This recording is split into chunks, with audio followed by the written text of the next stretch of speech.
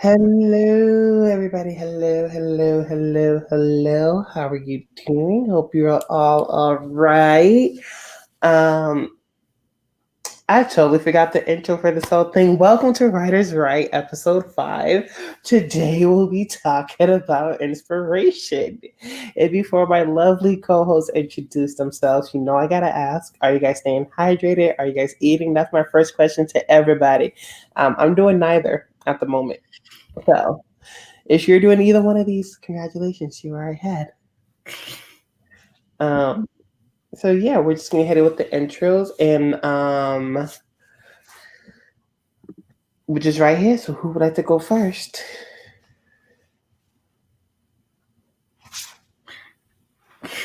Hey everybody, my name is Cachet. I am a writer, photographer, grad student. I live in the lovely state of Oklahoma, and my hopes and dreams are to change the world with my words. So, Hi, my name is Olumide, aka Monroe. I'm a student and a writer. I live in London, the UK, and my hopes and dreams are to be happy and to make my family proud. Yeah, that's my hopes and dreams. That's it. You might have to say that again. I'm so sorry. My laptop said no. It said no. Hello. Hi. Could you hear me properly? Can you hear me? Okay, yes. Hi, my name is Olumide, aka Monroe. I'm a student and a writer. I live in the UK, and my hopes and dreams are to be happy and make my family proud. Did you hear that? Because I don't know. Did you hear it? I heard everything but your hopes and dreams. Like, I heard to be happy, then I didn't hear that, and then I heard. Now, did you hear that? You just gotta say it fast like a band-aid. You have to go through with it, no asking Rip it questions. off. Make my family proud. Done. Okay, moving on. Moving on.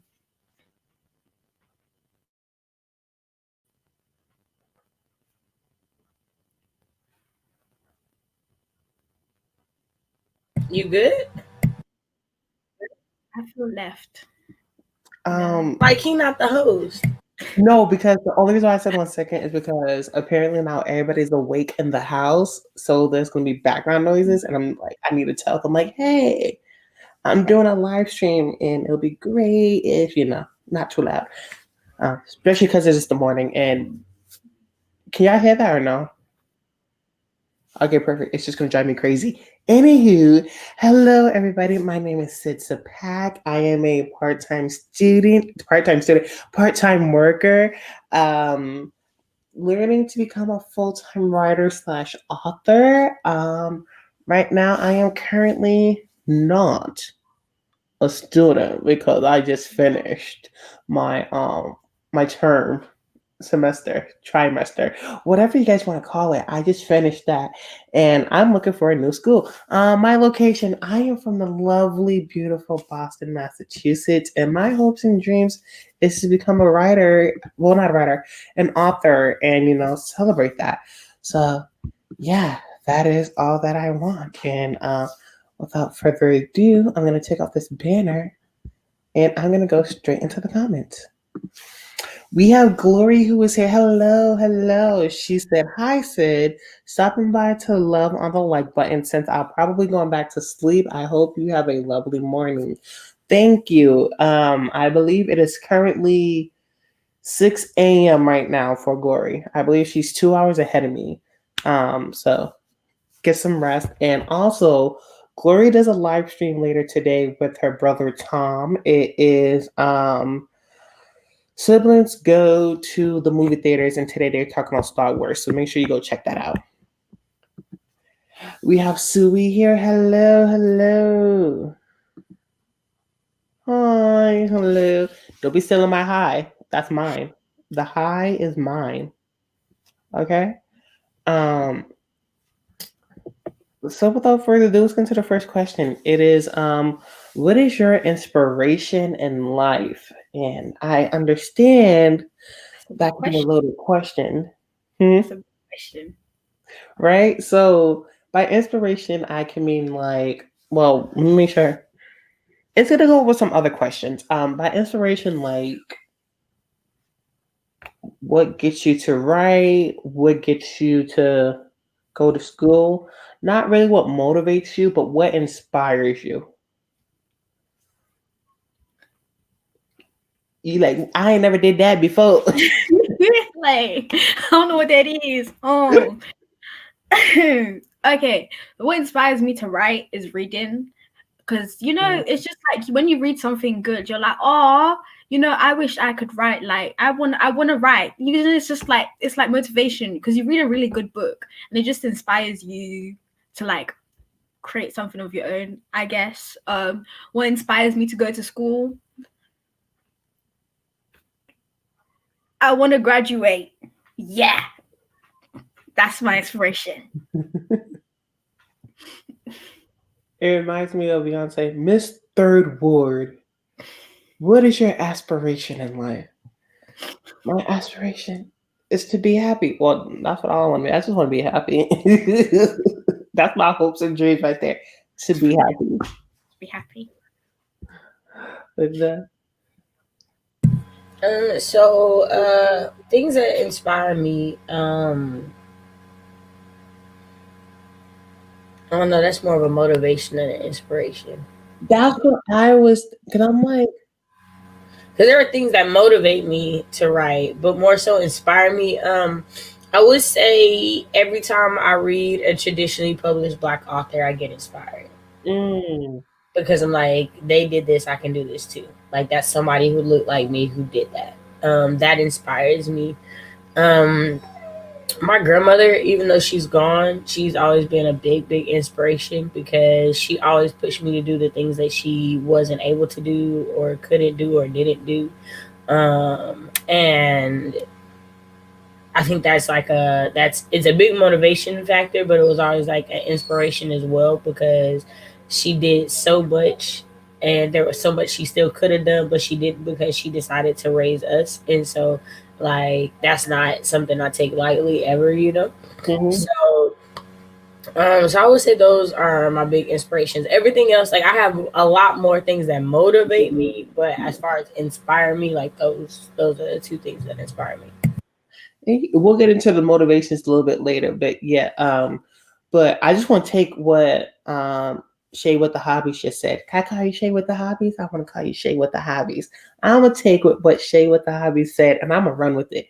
One thing that truly inspires me is seeing Black people thriving. Because if we're gonna be real, the way people get their news about Black people is on social media and on the news. Half the time, it's a misconception. All right.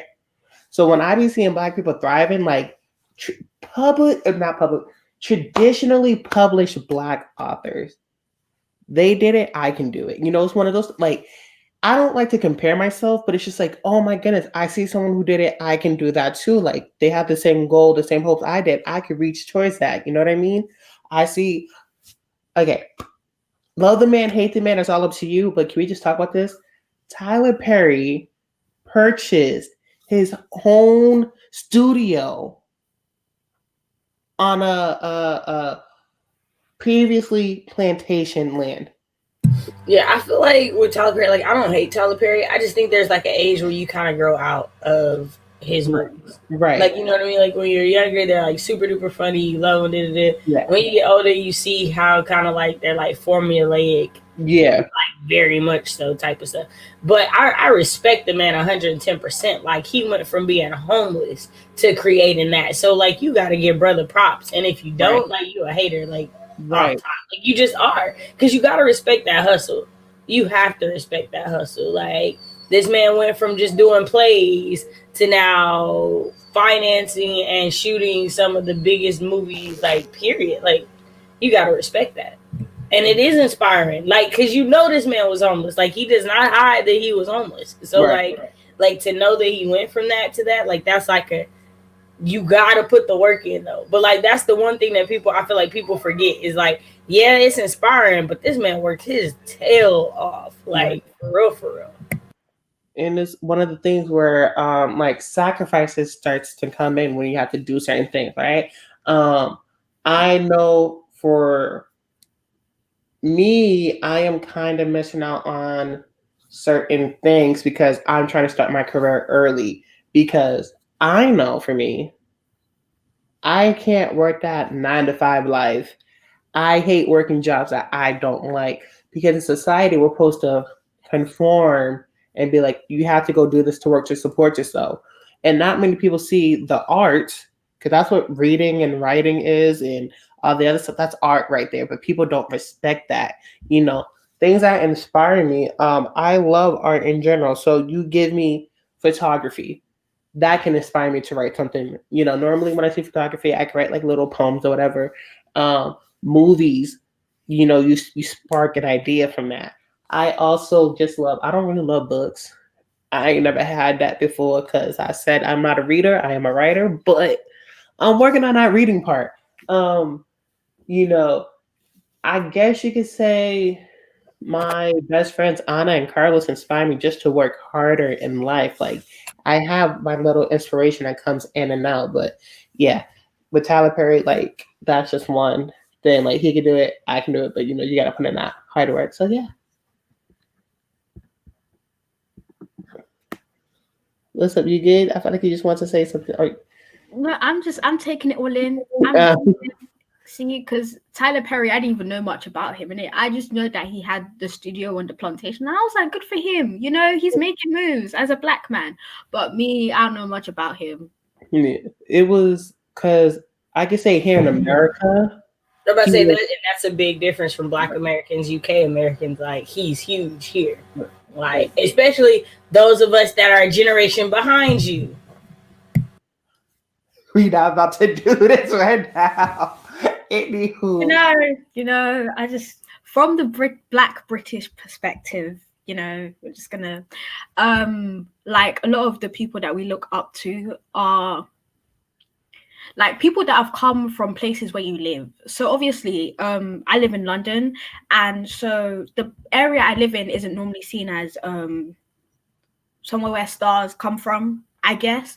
And so when you see actors like John Boyega like coming up from literally lived in my area, and it's like rare for any person that lives in this area to actually get there. And the fact that he literally put his whole job on the line to speak up about human rights and the lives of black people, like that to me is like that's like completely inspirational. It feels like I might lose my job, but that doesn't matter as long as you're speaking up about the things that you believe in.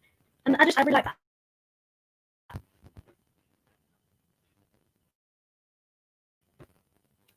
you want to know what the weird part is?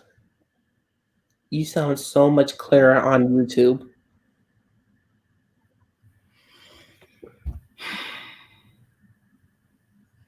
You know, I just So think that YouTube can hear it fine, but StreamYard, we like Yeah. So here's the thing. That's the good news. So Cash and I won't be able to hear you, but people on YouTube will. but everybody else can hear me. Cool. Love to Which see it. we can catch it. We catch it. It's like a delayed audio and it comes in super fast, but we can't hear it in a little bit. But YouTube hears it fine. So I'm so sorry. I just borrowed it to get your attention. As long as you borrow it, but I want it back. Half the time there, all the time, unfortunately, ridiculous. The media is the greatest failure and bias. Yes, it is. Um, the human condition inspires me. Pretty much everything that I write has human emotions and how we process it. Buried within there somewhere. I feel that emotions are another thing that brings you there. Um, I feel like that question was a little bit dry, and I deeply apologize because normally we could build up upon that. So I'm just gonna skip that and be like we answered it, and then now we can get more into depth. Like, what book, movie, or TV show has inspired you to be a writer? Because I feel like I don't know about you guys, it wasn't like I want to be a writer. It was like something triggered me to want to become a writer. Like either I read something that was horrible and I wanted to make it better, or I saw something I'm like, this is so cool. I kind of want to make it my own. So was there anything that inspired you guys? like a book, movie, TV show, to become a writer. In some people's case, an author.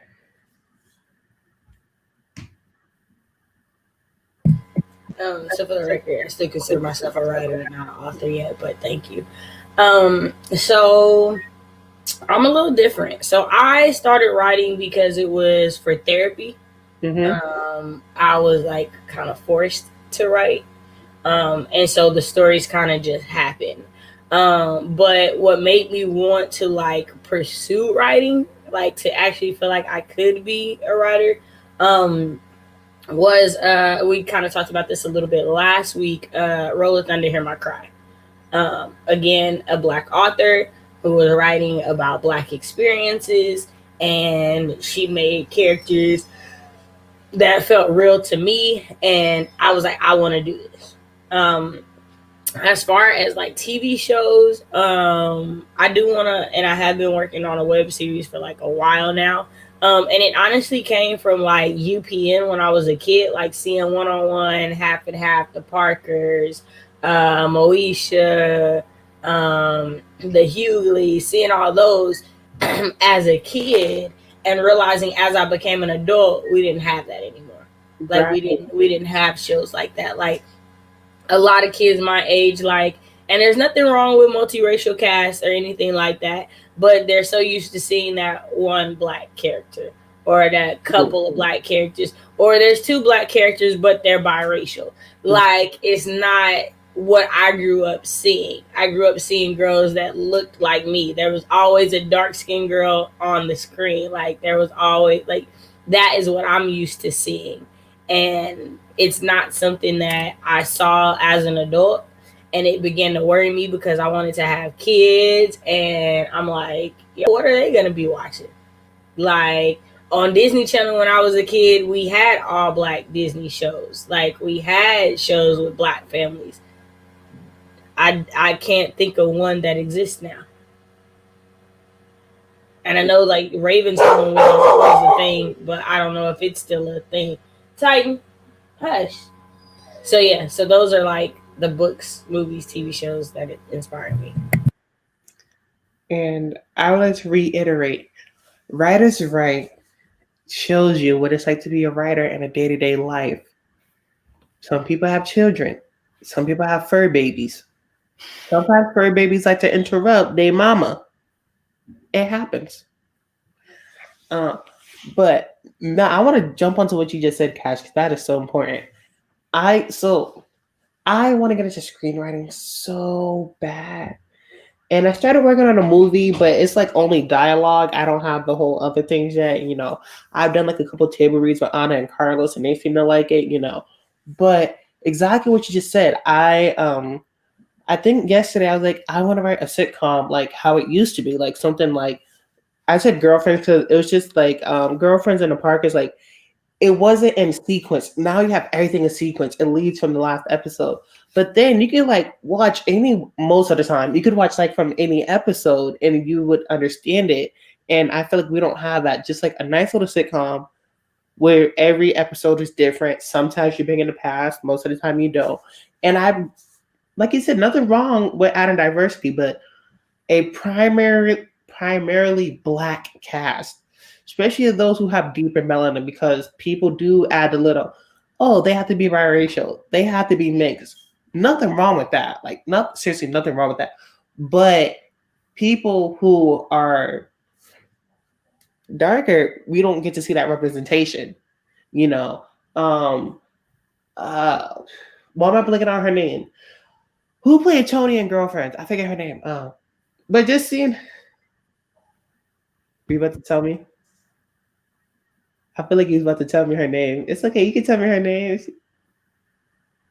You're mute. Jill Marie Jones. Thank I you. had it, but I didn't want to press it because I lost it, and then I remembered it like right as Right, because Jill Marie Jones, thank you. Because I was like, not golden, because I like Golden Brooks, she good. But Jill Marie, I was just like, oh my goodness. Like back then, to have a black woman who was part of an ensemble. Why can we get that back? Especially ensembles right there. I'm tired of like a main lead have like a group of people right there who hold the show down. And I'm sorry, Blackish does not count. Huh? Blackish. I'm sorry, Blackish does not count. Huh? Exactly. No. There's one dark-skinned little girl. One. I like her. Who is dominating the world right now? Can we just give She is the best actress on the whole show. Marseille is the best actress on the whole show. Like, she should.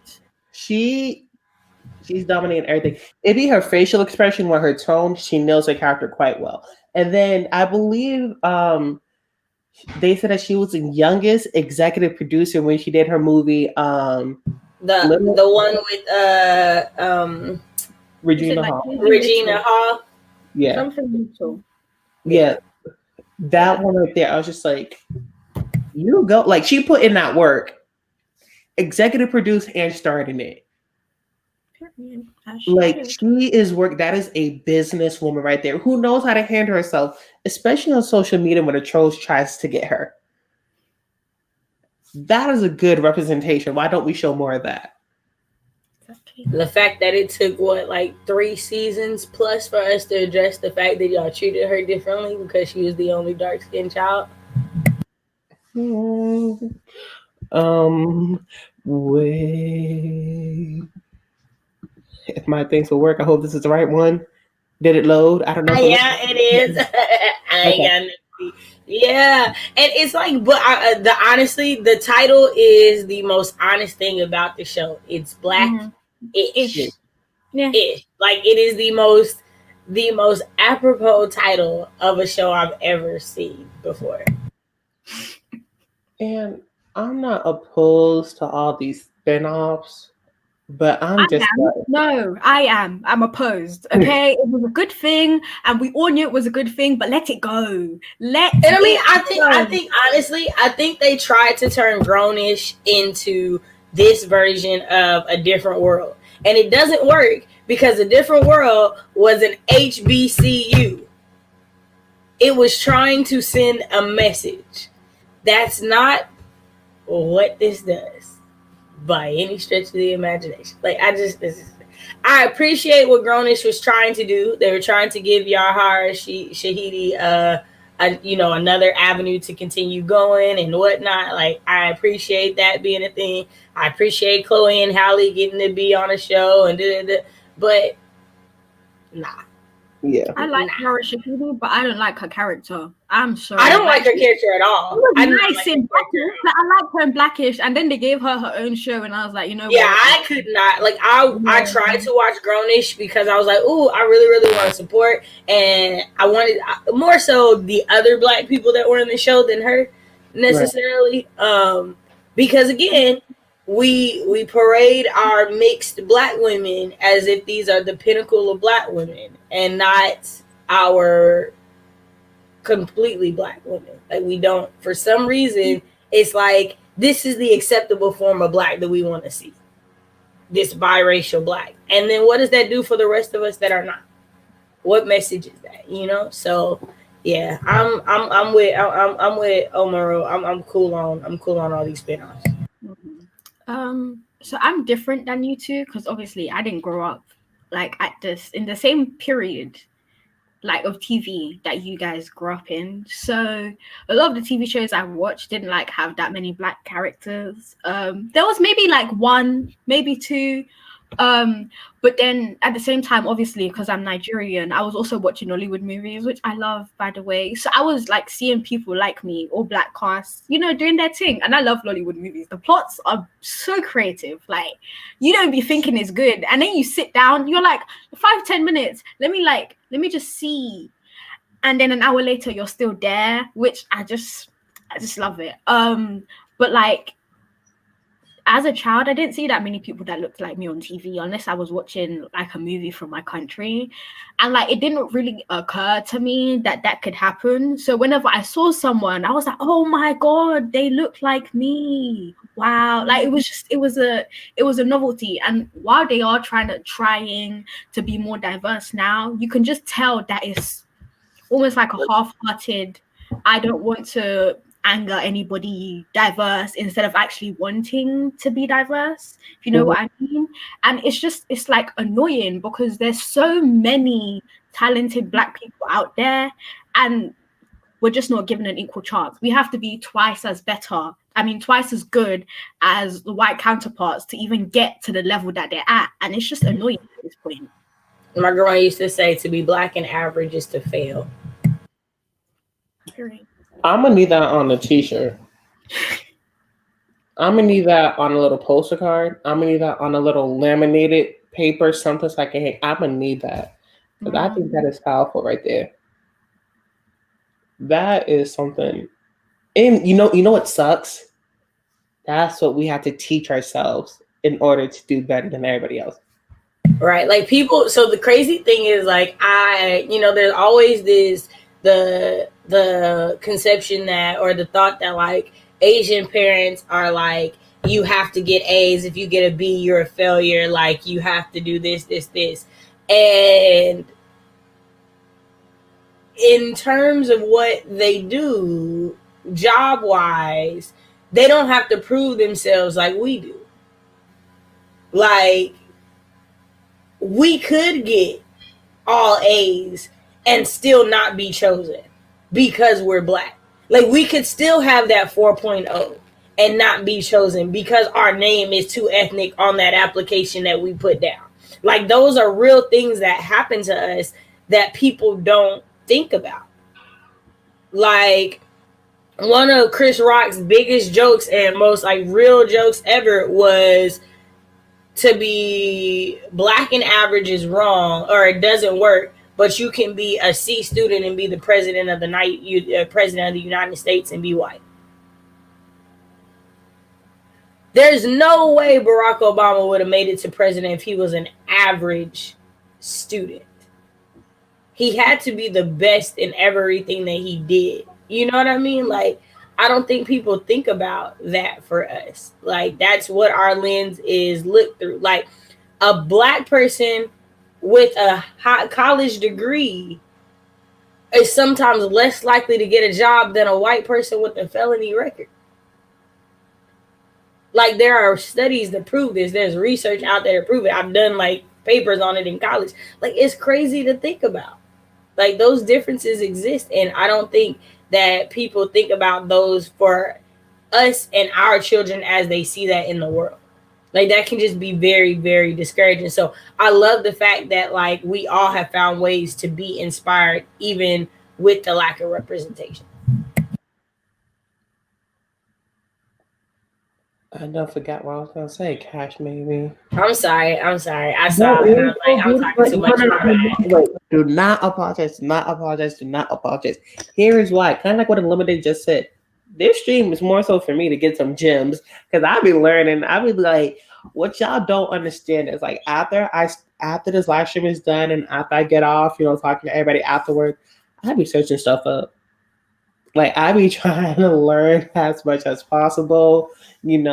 One day I'm about to circle through the playlist when I can tolerate my voice to see what everybody else was really saying. So that way I can, because I don't like my voice, but so I can get some other stuff. I know I was gonna say one thing. Kind of like what we was talking about yesterday, like the generational thing.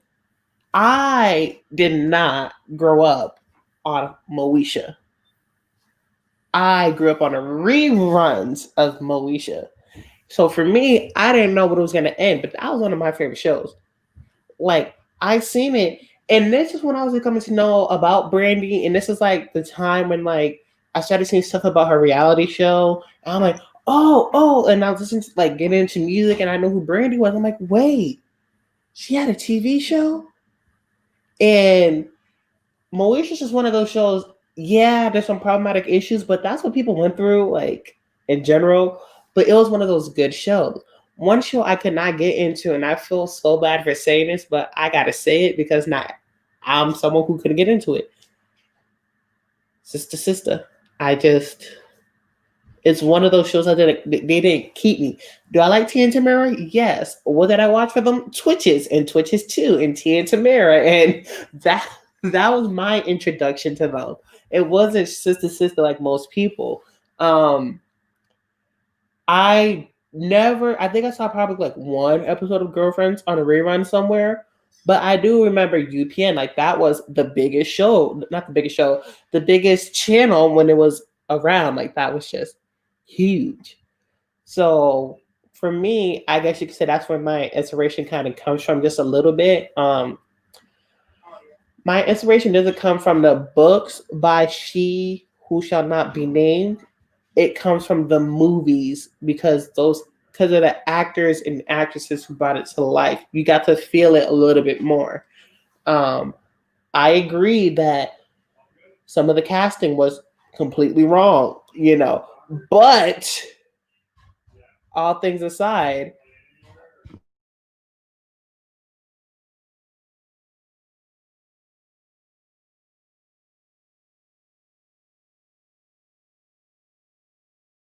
I'm sorry, there was like some banging on a table and it was just really upsetting me.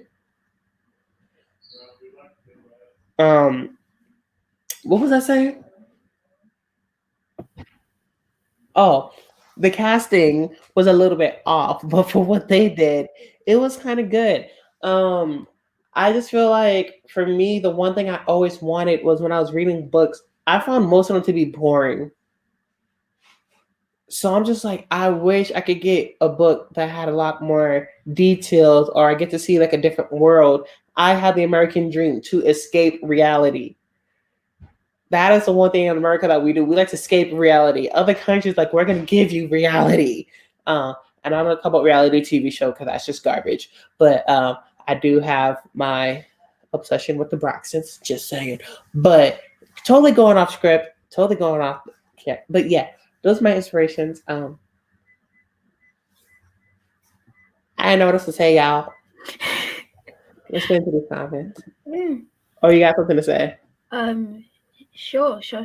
I don't like, because obviously I'm not a big TV show person because I have commitment issues when it comes to finishing TV shows.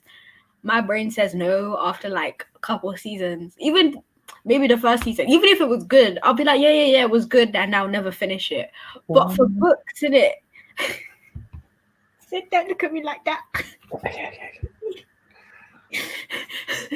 For books, it's just easy to finish in one sitting, and because I'm a fast reader, it just all like happens, isn't it? And then you finish the book and you're like, you know what, I really like it's escaping reality. It's like, oh, that was a really nice world, maybe I create my own. But some movies actually inspire me to become a better person. What movie inspires you to become a better person? I feel like I just triggered something.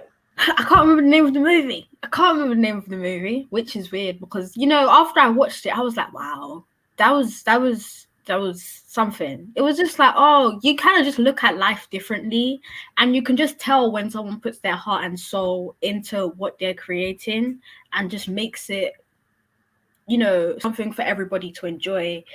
And you can kind of tell what the intentions are when you're watching, reading, all of that. And it's really nice that one human being like having an idea can just like become this whole movement, I guess. Yeah. No, I feel that. I feel like there are certain, like you said, there are certain TV shows where it's just like, like it's one of those things. Like okay, right? So I actually feel the same way. I'm one of those people. Like I don't ask for signs all the time, but I believe the universe gives you signs when you need them. Sometimes I have a question. I'm like, is it really like that? Am I turning to like, like let's say if I have like a little bit of an attitude, and I don't really snap at people, but like I could be a little bit, in the words of CRA, hello, mijo. I can be a little bit aggressive sometimes, just a little bit aggressive. So I'd be like looking for signs like, was I really aggressive? And I'll see TV shows and I see someone a little bit of hostile or aggressive, and I'd be like, ooh, I don't want to be like that. That's not my character, like in real life. So I definitely agree that when you see things on TV that you don't like, you're like, I don't want to be like that. I don't want to do that. So I'm gonna get into comments real quick. Hold on 1 second. For me, I started writing, working at a place with literally filled with people's stories. So I was given an opportunity to write stories about real events and real people. So that was what inspired me to make up stories about things that happen in our lives. I was lucky, I guess. Ooh, okay. And then we have Miho. Hello, hello, hello. Putting out your whole government name. You forgot the S, and I think you forgot the J, but don't play. If you don't know your friend's whole government name, are you guys friends?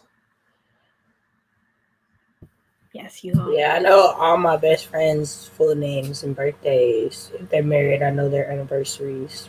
I know their kids' names and birthdays. I'm a pretty good friend. Right. And it was one of those things. Miho loves to tease me. He loves to tease me. So it's one of the things you got to be careful of because he'll get you. But kind of like what we were talking about earlier, and I think this is where we can get into it and we can really, really talk about this, is do you have a supporter that keeps you motivated? Or like you guys say, motivation. What is your motivation? What keeps you motivated? All of that good stuff. Let's talk about motivation now because we talked about inspiration and we're tired of it. Shall I play Motivation by Kelly Rowland? You know, our beautiful chocolate goddess Brats.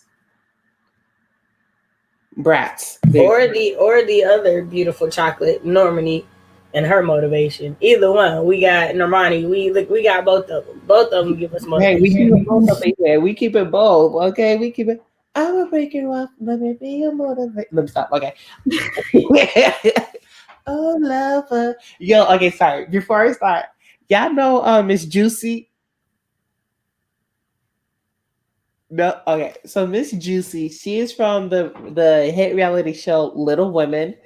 And Miss Juicy, she got on stage. She went viral when she was singing Motivation by Kelly Rowland. It's the most hilarious thing ever. I highly recommend you to look it up. And she gets into it. Can she sing kinda, but then she couldn't. It was hilarious. She was feeling herself. Miss Juicy, like, ugh. I was like, Miss Juicy. Yes. Sid, can I just say, I love the way you say hilarious. It makes me smile. Wait, how did I say it? Now I gotta go back. I don't know how I said it. Hilarious. Hilarious. How do you say it? It's hilarious. Yeah, but it makes me smile. Cash, I like why are you laughing? This is not hilarious. How do you say it? It's You're hilarious. saying it right. It just makes me smile when you say it. It wasn't funny till you said it's not hilarious, and then I couldn't help myself. I'm trying to figure out. It's so hilarious. You're saying it right. It makes me smile when you say it. I feel like I'm saying it wrong now. You're not.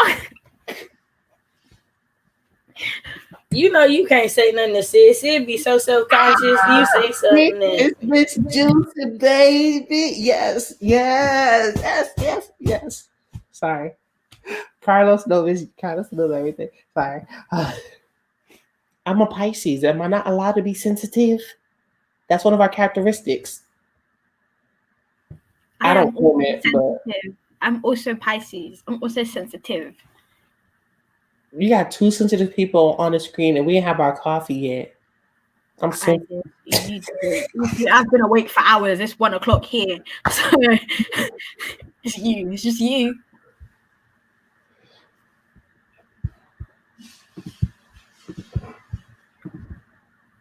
I got to answer question number 3.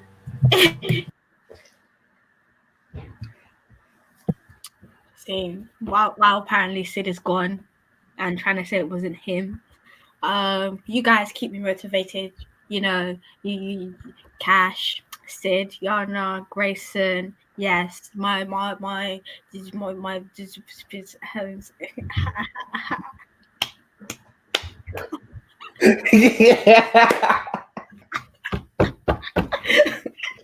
Oh my god, the words just they stopped. I'm just gonna smile and nod. That's what I do. Smile and nod. Smile and nod. And then look to your right. Yep. Keep look at that direction again. Keep Okay. So supporter that keeps me motivated. So before they died, it was my sister and my grandmother.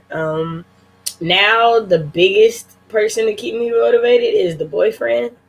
Y'all, he is very relentless, annoying sometimes even. Nah, you can't. This is your job. You got to stream today. Nah, this is your job. You didn't write, or you only wrote 444 words. I mean, you kept your streak, but how's your story coming? Like that. That's the boyfriend. So yeah. Other things that keep me motivated. Again, the lack of representation. So the fact that most TV shows that have a dark skinned female lead, she has to be an adulteress. That bothers me. That bothers the mess out of me. And because it is a connotation that has been given to black women since slavery days about them being over sexualized, that motivates me to know I need to continue to write that screenplay. I need to continue to work on that series because I'm gonna cast a dark skinned woman and she not gonna be an adulteress and y'all still gonna love her because that's not what it takes to make a character lovable. Like, especially if she's a dark skinned woman. Um, my family definitely motivates me, like my siblings, all y'all, like reading your work, writing with you guys, talking with you guys. It's just like, yo, like there's this like little group of black writers that I'm with, and we all can eat and we all can make it, and we all got great stories to tell, and that motivates me. Just thinking about like seeing all our books like on the shelf together one day, like motivates me to keep going. And the fact that eventually I'll get Titan trained to where he don't do this, that motivates me. um, no, I do want to go back to what you just said for about us from when we do write together. One of my favorite things is when we can bounce ideas off of each other. Um, or it's just like, oh, you're writing a story about that? This is my kind of story. Like, you draw inspiration from each other to make your stories work, because one thing is said, you can steal anybody's work. You can steal anybody's work. But how you make it your own and relatable to others, that's up to you. Because one of my favorite things, right? Think about it this way. Someone has an idea and you steal that. Okay? In school, you're all given one prompt. Everyone has it differently. No one writes the same story. And if you do write the same story, it's not the same way. So that's one thing that I love to see. It's just how you can do it differently. Supporter is. Do you have a supporter that keeps you motivated? Yeah. Anna and Carlos. Um, more so Carlos. Kind of like what Cash said about the boyfriend. That is Carlos right there. Mijo, how you writing? Mijo, how to book? Mijo, what you working on now? So I feel like Carlos would make a great interviewer because he asks 1,000 questions. The only thing is that he acts them a little bit too fast, and your brain is not running. You're like, Mijo, give me a second. Like, give me a minute. Give me a minute. Like, let me get my thoughts together. One thing is, it was someone who I look up to is my brother. Even though he's only a year older than me, I do look up to him. So when he like helps me, he gives me advice. It is like amazing to see. He like when he read The Royal Eyes and he was proud of me. So that made me happy. So it's just like stuff like that. Um Motivation. Supporter that can be motivated. My haters. Like if we gonna be real, right? I don't know why I have a lot of haters in life. I like to think I'm a nice person. You treat me right, I treat you right. That's how I roll. Like, what you give me is what I give you back. So the fact that people will like hate on me and want to see my downfall, that keeps me motivated because you're not about to see me slip. If I fall, know that there's someone behind me picking me back up without you noticing. My haters keep me motivated. I cannot say that enough. The fact that whether I see them face to face or I don't, I know they're there, and I've had it. exclude that stuff that happened on YouTube a couple months ago. Outside of that, in my personal life, I have people who tell me I can't do it. I'm gonna prove them wrong because this is my passion. This is what I want to do. You know what I mean? I may slack off a little bit, but at the end of the day, you don't see my name on the bookshelf. I did that. Period. Cool. Straight, no tampon. Sorry. Yeah, I don't. The words are gonna come. They're loading, like just a little bit. Um, a lot of my friends keep me motivated. Yeah. Unfortunately I don't have any haters. I don't know why I said unfortunately. I don't think I have haters. Maybe they hated me from a distance, innit? But like, I don't think I interact with enough people to have haters. I think that's the thing, and it's very lovely. I'm living in my little bubble of happiness, and I really love to see it. We do love to see it. I want to say something else that motivates me: seeing people steal my ideas. Like seeing people like copy things that I've done, and like especially people who have been in the game longer than me, who have been doing this longer than me. Like I think to myself, like, you had more time to think of this same idea, but you didn't, and so you had to see mine and try to recreate it, and that motivates me because it means that I'm good at original things. I don't have to be a second to enter a market. Like I can be the first one.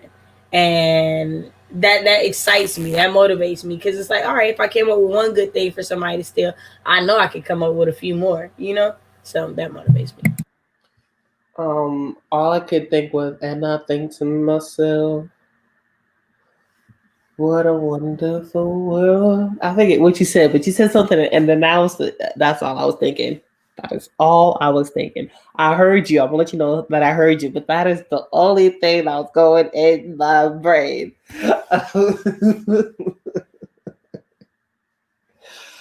Oh yeah, I'm gonna add that question up in here. It's gonna come later. So this is the last question that I have for like our topic, but there's another question that I put on my live stream. And it's one question I like to get into because I think it's very fascinating.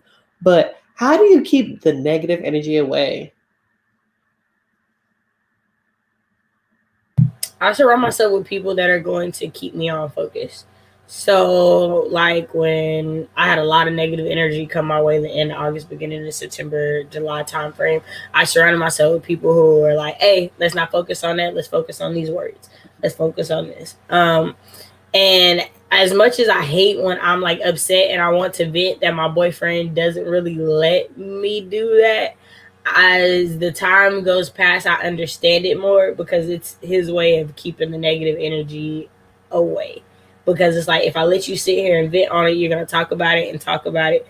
And that's just going to put more into the air because you're letting your words, come out.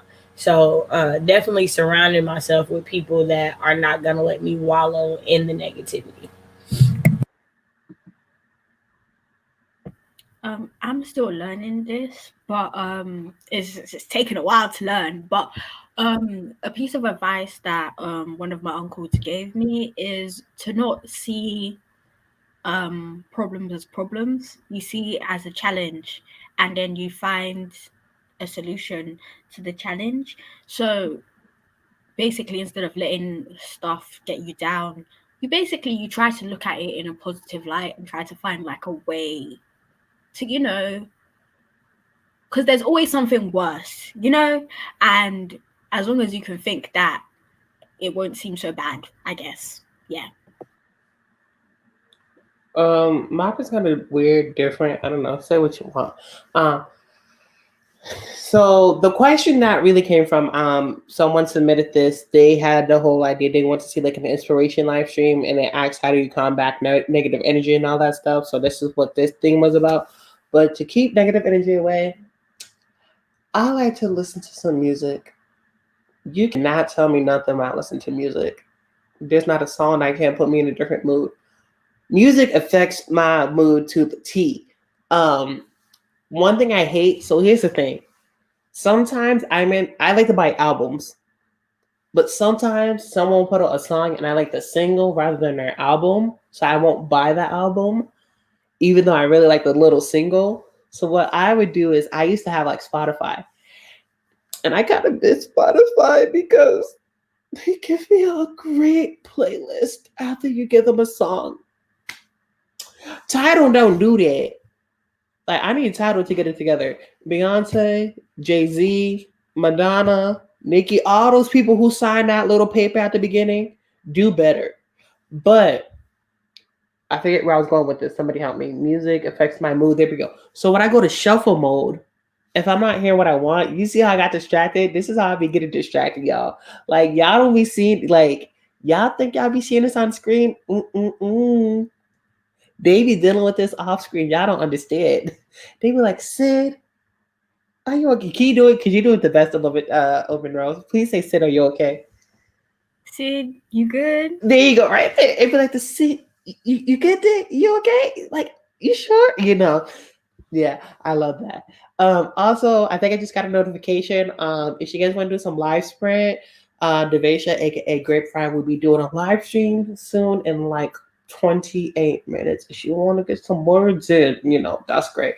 Why am I blinking? See, I got distracted again. Y'all see how I get distracted easily? Like very easily. Did you just say, why am I blinking? So why are you performing a normal human? No, okay. So right when we say blinking, be like, why are we like missing a thought? Like we said, like, is your mind like blinking? Okay, Like, cool. yeah, Cool, yeah. My brain heard blinking. yeah, I said blinking. Oh, Yeah, we were like, oh, like your mind is blinking, like you lost a thought. Like that's what we say. wow. Yeah, Okay. that's something like when you be blinking an idea, it's like you blinking, not blink, like blank, BLANK. That's what I said. Oh yeah, blinking. Yeah, why is my mind blinking? Yeah, not like I'm blinking, even though you can't see because it's a glare, but I'm blinking. Cool. Y'all, I deeply apologize. I am out of it. That's it. I'm a big goofball this morning. And it's only 9 a.m. and I've been up for 2 hours. So yay! I didn't even answer the question. I know I did not answer the question. That's the thing that sucks. I know damn well I did not answer the question. Okay. How do you keep the negative energy away? I think music helped me a lot. I think being around positive people is amazing. Candles. Love a good scented candle. And I don't do it because I don't think I can, but burn that sage if you have to. Get rid of the demons. Sorry, my eye is itchy. But yeah, that's how I do that because I forget what I was trying to say. Somebody help me. Oh, I see a comment. Let's go to the comment section. I forgot. All right, what we have. Oh, people who steal other people's ideas. Lord, there are so many stories out there. Why? Exactly. Why steal? I don't understand when people steal people's ideas. Like, I understand, like, if you want to take someone's ideas and grow from it, that's one thing. But to just straight up take it and not add to it, that's just disrespectful. It's just disrespectful. Negative energy, I just know it isn't worth my time. If in doubt, I disconnect. If you don't see me, I'm either dead or disconnected. I'm not dealing with you. But no, this is why I just say I'm a little bit different. So, to the boyfriend, if you see this, hi, I'm about to disagree with you. But I say, one of my saying is better out than in. So like if I'm frustrated, I gotta let it out. You know what I mean? Cause I feel like if you keep it in or bottled up, you're gonna take it out, and one day it's just gonna be like a little mess, and you're gonna be like, if that makes any sense. So I'm one of those people who like to do it. Yes, let it out, let it out, let it out. Good people, good wine, candles, music, hot tub, hot bath. Why did I say hot tub? Hot bath. Um, I am very picky about my wine. I like sweet. I don't drink wine. It's okay. You don't gotta drink ever, ever. Um, I like very, very sweet wine. So yeah. I'm sorry, y'all. I was not prepared because I did not think we'll be getting through all these questions this soon. And I don't know if I can stretch this for 2 hours. So I mean, is it bad if we have a shorter one? no, it ain't bad at all. That means I get to go take a nap.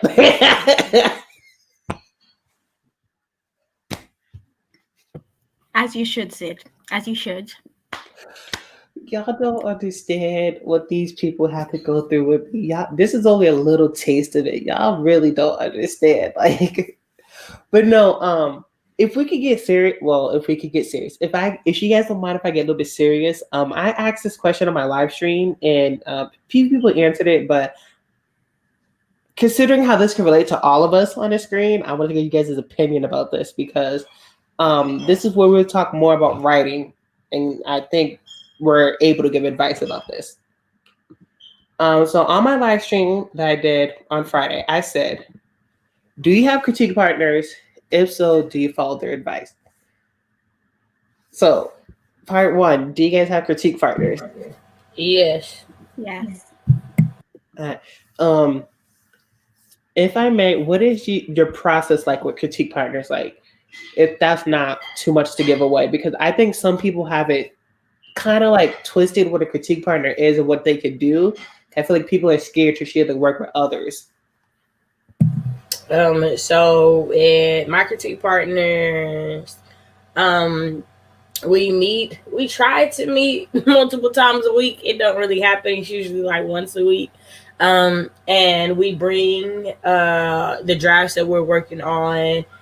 We each take turns reading it while the others, we read our own work aloud while the others read along. That way, where there's supposed to be inflection, we can hear that in the voice and see if like that needs to be changed in the manuscript. And then we each like give our thoughts on it. And then, we'll add our comments in, or we'll download the document, write our comments in, and then like give it back to them, kind of thing. Kind of like just like a regular like peer review type of thing. Like, in school when you'd have to like read each other's essays and stuff like that and like grade it, like that kind of thing. I completely trust my critique partners. Also, all of us have such distinct, unique writing voices that even if we did take each other's story, it would become a completely different story because none of us think alike or write alike. So there's never been something that I worry about or anything like that. I do follow their advice when they give me some. Sometimes they don't say nothing. So then I just be sad. Like, well, how am I going to get better if you don't give me points and stuff? But, that's all a part of getting good, telling your critique partners, like, hey, I need some more feedback. And then, luckily in those situations, they can't go in avatar mode like these two just did. They actually have to do things. So, yeah, that's it. I feel really attacked. Wow. Right, I feel triggered. Triggered. I'm sorry. Are y'all my critique partners? I wasn't aware. No, I've never met you before, Cash. I don't know what this is. So, spoiler alert. Yes, we are in a little critique group. We help critique each other's work. And, one thing that I would like to say, I believe that you guys can be in more than one critique group because this is why I say this personally. The more people who see your work, the better. Everyone has different views and opinions. We all don't write in the same genre. So when you have critique, you want someone who's in your genre and you want people who are not in your genre. You want people in your age range, like closer to you, and people who are in the age range of your book and people who are not. Like that, I feel like if you can manage it with those people and can develop those personal relations, if you do not have those personal relations, you don't want to do that. you can keep it professional, but you want the personal one where you feel comfortable enough to give your work and like get that honest feedback. So spoiler alert. So yeah, um, Miss Monroe Unlimited, do you want to answer? Or you like, give me a minute. Hi. I don't know if the words are gonna come out right in it, but like I can try. I can try to speak. That's yeah. So my critique partners, I love my critique partners. The most of the time what I do is because the way I write is I have like one thing that I'm working on, and then most of the time I just get like random ideas that I never know where they came from, and then I write something, and then I'm like to my critique group, does this make any sense to anybody but me? And then they tell me whether it makes sense and whether I should like continue on with it.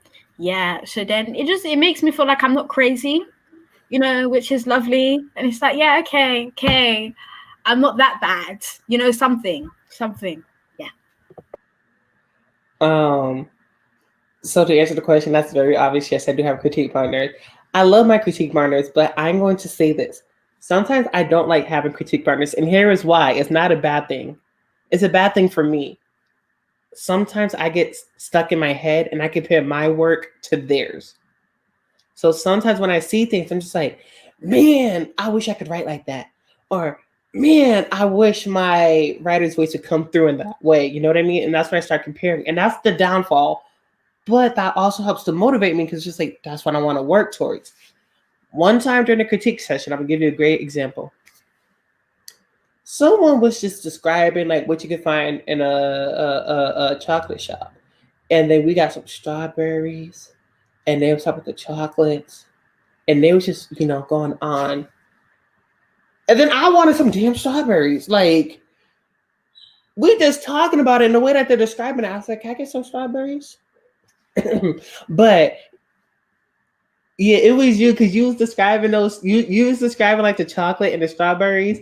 I was like, damn it! Now I want some strawberries. She's like, am I not? Did I or did I not say I want to be a writer? And I was like, you got that. Like, if you can describe strawberries to make me want them, you just did your job. Like, I was craving strawberries and chocolate.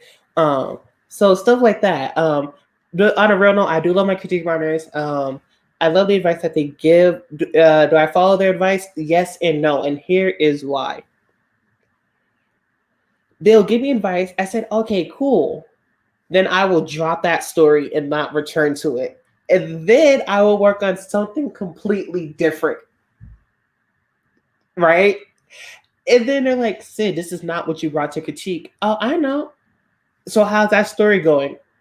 I don't know.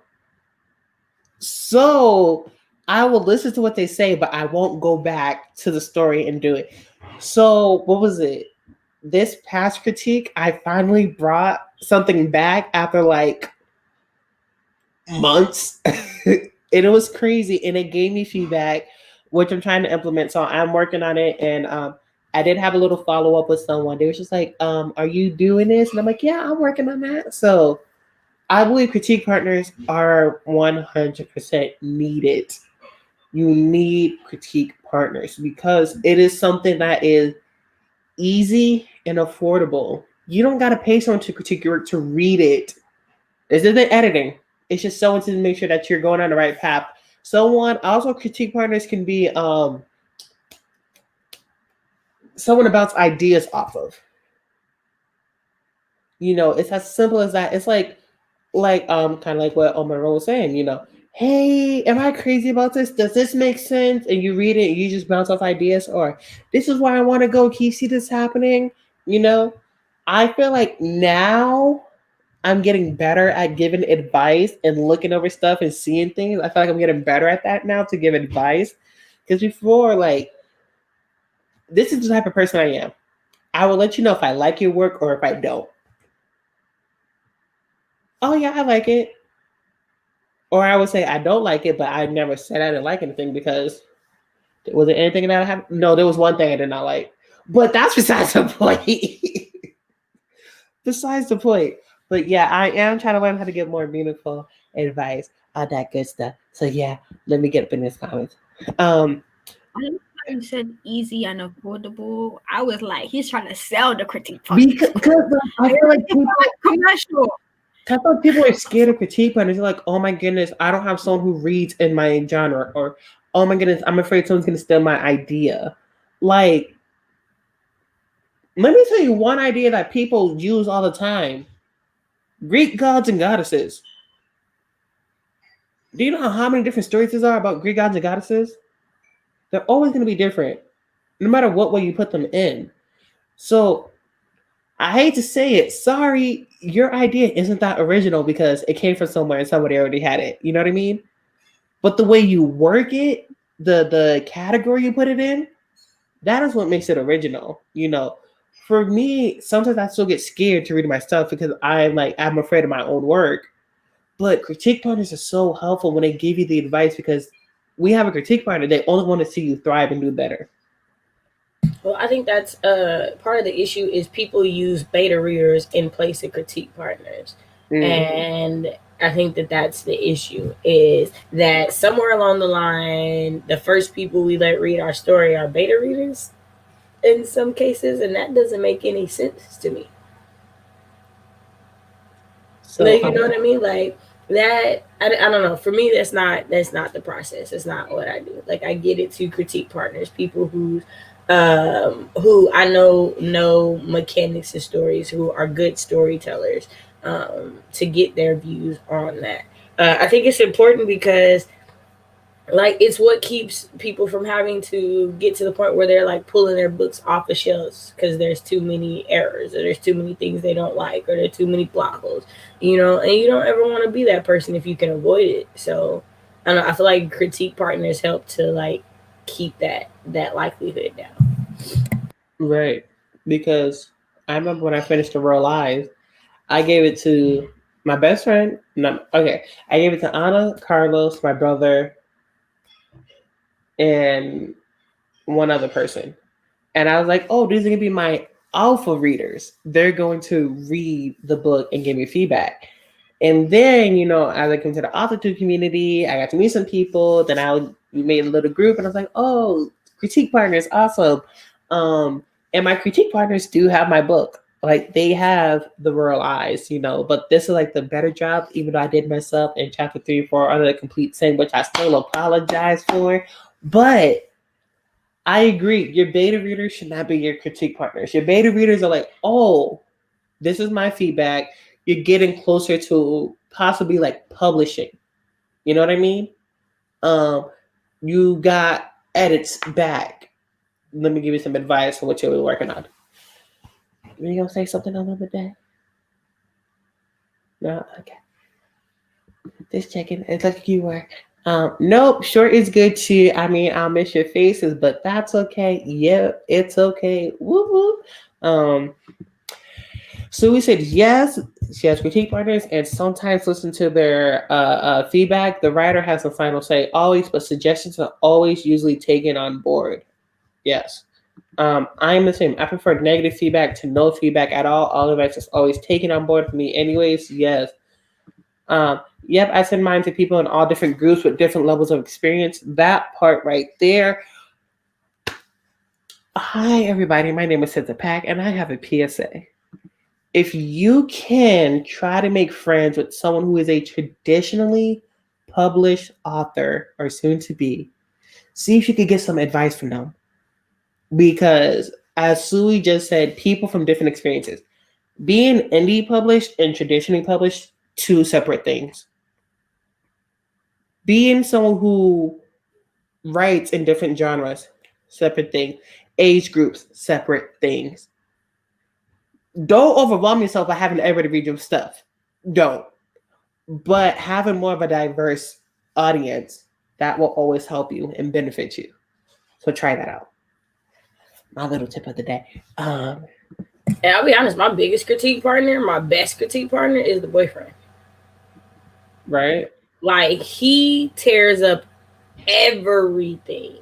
Like, yo, was there any part of the story you liked? I told you I liked it when I started giving you my thoughts. Yeah, are you sure? Are you sure? Because I'm telling y'all, Penelope's Curve was 2,000 words. It's double that because of him. Like, double that because of him. So, your critique partner doesn't always have to be a fellow writer.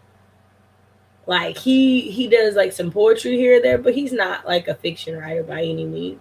But he is a reader. He does know what he likes to read. He knows what engages him, what pulls him in, and that makes him an amazing critique partner for me. I'm gonna piggyback. I'll be as this stream. I'm gonna call it piggybacking off of Shay with the hobbies because that's what I've been doing. I'm gonna piggyback off of that. Having readers because, like you just said, you don't always need writers. I'm a writer, not a reader, so I will look at it from a writer's perspective rather than a reader. But the only thing I really read is stuff on Wattpad. I ain't gonna talk about that. But speaking of Wattpad, because I just gotta do it just one time. Penelope's Curve by Miss Cache Warren is on Wattpad right now. I have the link somewhere, but you know what? The link is going to be sent to me during the private chat, and I'm gonna put that up in this live stream because that's what we do up in here. But that's where I read the most is on Wattpad because it's just, I don't know, it's a different experience for me. But Carlos, Anna, and my brother, they are readers. They are not writers in any way, shape, or form. From what I can tell, if I remember correctly, all three of them hate writing, but they love to read. Y'all see my brother's bookshelf over there? Y'all see it's packed with books. Like, the man reads. The man reads. So he knows what he likes, what he doesn't like, and he's able to give me advice. There was this one book I was trying to make fetch happen. You know what I mean? Like, I was trying to make fetch happen with this book. And my brother kept saying, bruh, this ain't gonna work. He's like, it ain't gonna work out. So for those of you guys who want to know, there it is right there. That is the Wattpad link right there. Please go check it out. Please go check it out. As you should. And vote on that. Mm-hmm. Okay, press that little star. Quit playing. Leave a comment. Right, leave a comment and press that star. Like, quit. Add it to your library. Add it to your reading list. In fact. Oh my goodness! Thank you. I forgot to add it to my reading list. I'm gonna do that right now. Me too. Wait. You can see us adding it to our reading list. Everybody go do this. Right, like we really up doing this. But I forgot to add it to my reading list, and I deeply apologize. We're very sorry, Cash. Everybody needs to see it. Right. I love y'all. I love y'all so much. I feel so bad. Add to reading list. Boom. Wait, I'm not there yet. Wait, what's in my reading list? I'm sorry, like this is me being non-professional, but it says that You have it? 4 stories in my reading list. Excuse me. Ooh. I don't remember all those, but I added it. It's there. All right, so I'm about to share my reading list, right? Because I only have 3 stories on my reading list. Oh, me too. Oh my goodness, twinsies. So this one right here is from like my friend. This is all her poetry. Mm-hmm. This is a solo author tuber. I'm kind of really reading it. And then boom right there, Miss Cache Warren, Penelope's Curve. Go read it. No excuses. You should. No excuses. Mm-hmm. Now, what were we talking about again? Because I really got distracted. Because I was talking about how I like to read on Wattpad. Readers versus writers, the boyfriend. There we go. Got it. Yeah. So having people who are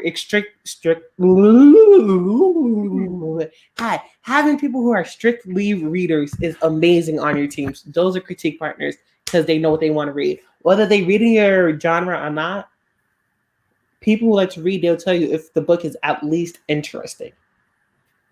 There's that. It's important to appreciate that it's not a personal attack from partners. It's meant to be helpful, not harmful. I am the same way. What did you say? I say, so for me, because I'm not really confident in my writing, that's to say I prefer negative feedback. Like, give me the feedback because I take it. Like, it's only gonna help me. It's not gonna hurt me. The only way it's gonna hurt me is if you're like giving me feedback to throw me off a good path. But what are you gonna say? I was gonna say I'm like the queen of being like, okay, did that make sense? I'm not trying to be rude in what I'm saying. I'm like trying to I'm like the queen of like prefacing everything I do because I don't want it to ever discourage anyone. I want it to encourage them. So I feel that. If I may, I'm asking the private chat.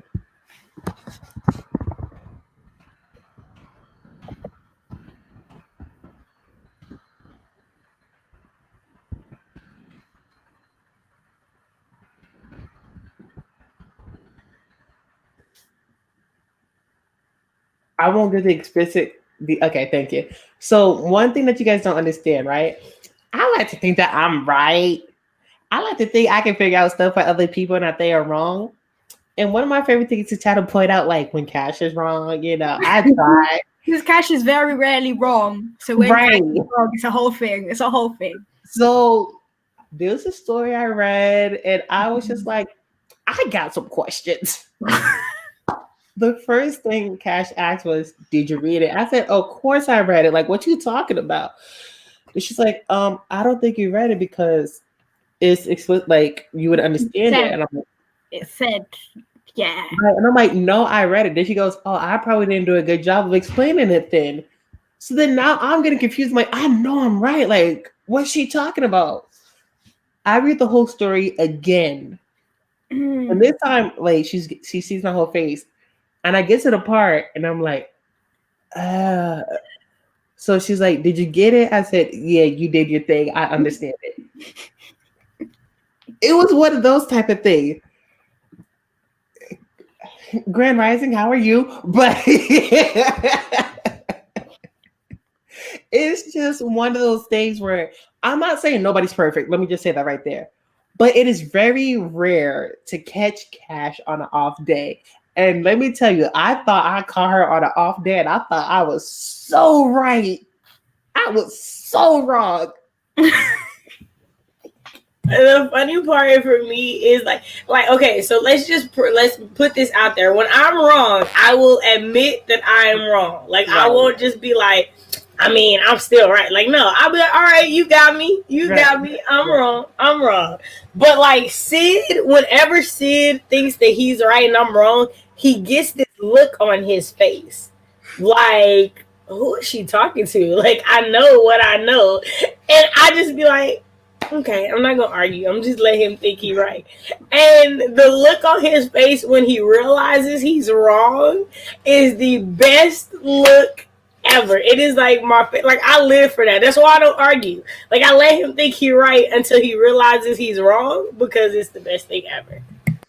So you guys understand I'm actually in tears because this happens more than once. It really just happens like in our day-to-day life. Like I just like, no, I remember this. I know I'm right. And she goes, "Oh, okay." And I'm like, why is she arguing back? And I'm like, that's how you know you did something wrong. And you know that. And I'm like, oh, you were right. So it's just because you know what it is. I really just want to catch Cat. It's not that I'm wishing her a demise or anything. I just want to catch her when she's wrong. I'm like, dude, gotcha, right there. Boom, just one time. Yeah, because it's been everybody but you. I feel like Omade's got me once, Yana's got me once, Grace has got me once. I have it. It's just like, Cash, did you mean that? She's like, oh, my bad. I'm sorry. And I was just like, why didn't I catch that? So, yeah, it's one of those things. It's okay. We know you're so busy. I forgot to mention it, but yes. Oh, wait, I totally forgot what I was going to say. Hello, everybody. Welcome to Writers Right. As you can see, we have our great permanent guest host, Miss Shay with the Hobbies, and we have an extra special guest, Miss O. Monroe, who is joining us. She is not filling in for the Naked Firefly. She was going to be here with all of us, just so you guys know. She was able to make it. So yeah, normally for Writers Right, the producers have said that Miss Shay with the Hobbies and Miss the Naked Firefly are permanent hosts. And they agreed to let Miss O. Monroe guest host. She's our extra special guest this week. Yes. Keep that in mind. But wait, that's the wrong one. But yeah, hopefully we can see you up here next week. I don't know what the theme is, but I'll figure it out and I'll let y'all know. But yeah, right. That part.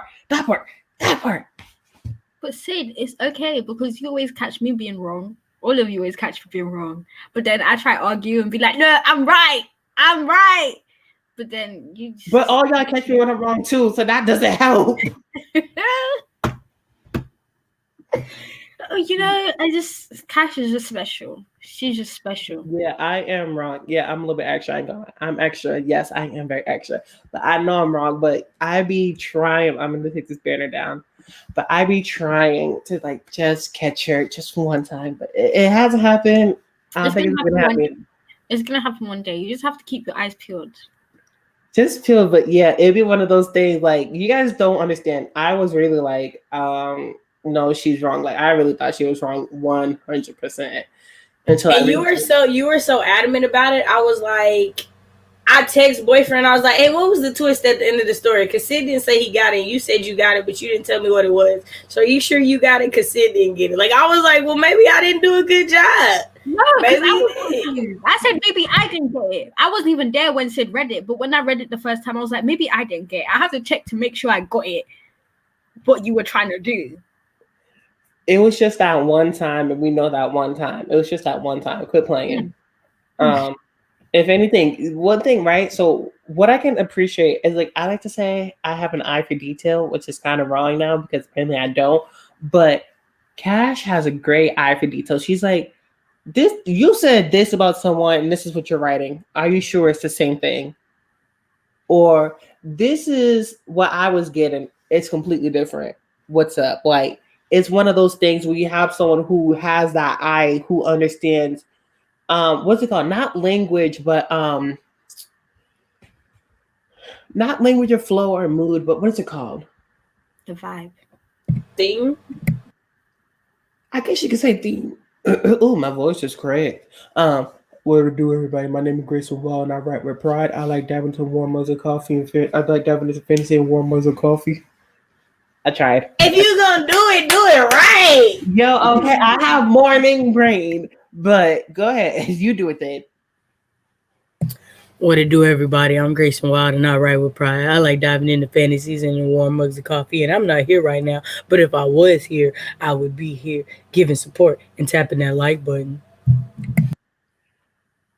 Hi guys, my name is Naked Firefly. I write women's fiction, romance, and middle grade fantasy.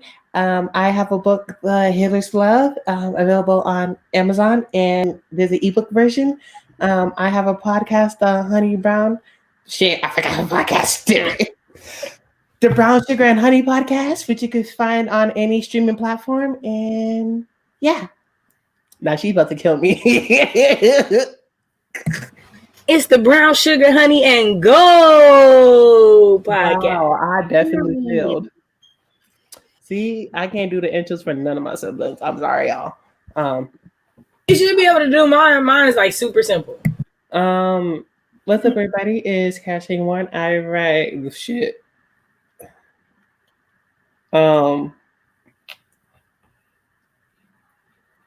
Three things. I write poetry, short stories, and occasional blog post.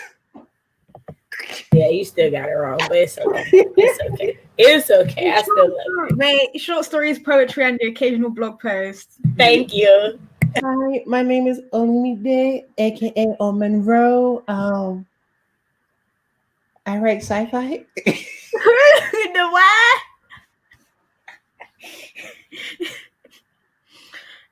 You know, I don't have one, so. But you do say hi. My name is Olamide, aka O Monroe. You do say that. That's the only bit I got. That's all I got. But going back to what we were supposed to talk about, yes, critique partners. Y'all saw that. Ooh. Okay. Cool. And we clearly see that Sid does not listen to anybody's intro. He's just blanking out every time that anybody says something. He's too busy thinking about his. He's too busy trying to remember what his is. I think that's like a little bit self-absorbed in it, but that's just my personal opinion. And you're entitled to your own opinion.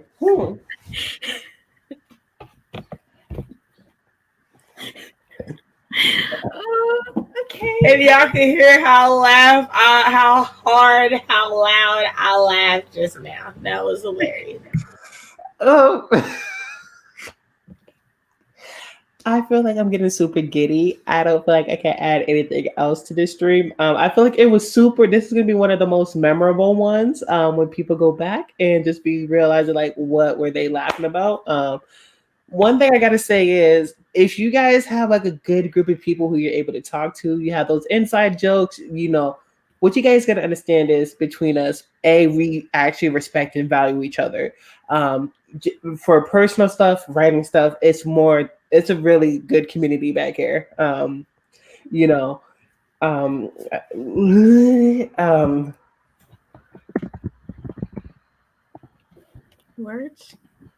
Words. so, Mm. it's, I'm gonna say bye. Okay, everyone wave. Everybody wave. I'm ending this. Everybody wave.